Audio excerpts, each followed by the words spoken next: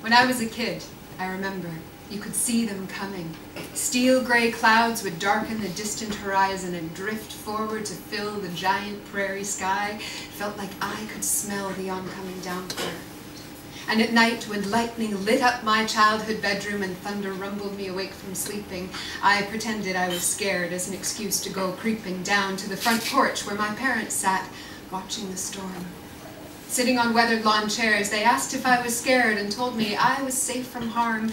As I curled into their warm, protective arms, we'd watch the rain shower in sheets and golden forks of light pierce the night sky, and with the knowing I didn't yet know how to say in words, I knew the storm would pass. And in the mornings that followed these stormy nights, we'd hear on the news of sites where the storm had torn through trees and damaged homes, and we thanked our lucky stars that the storm had left us alone.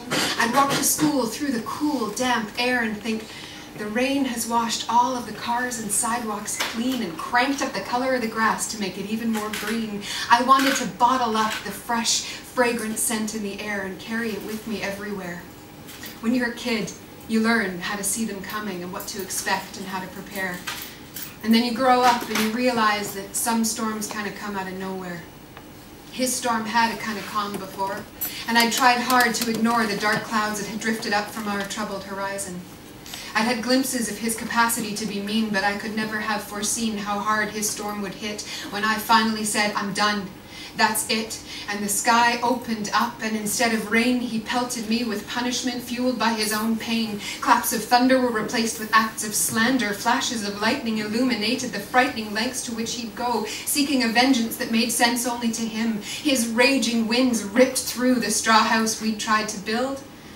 And filled with a grief that seemed almost beyond belief, I sought shelter. On shoulders so strong and in arms so warm and in voices that gently reminded me this storm too shall pass. His raging winds have subsided. My eyes pan over the destruction left in his wake like a news camera trying to take shots of the places hardest hit. And so here I stand like a frightened girl in a blue checkered dress, clutching my dog to my chest, looking around at the mess, thinking, I'm not in Kansas anymore. And I wouldn't mind if a Tin Man and Scarecrow and Lion appeared and steered me along the yellow brick road ahead called, What Happens Next?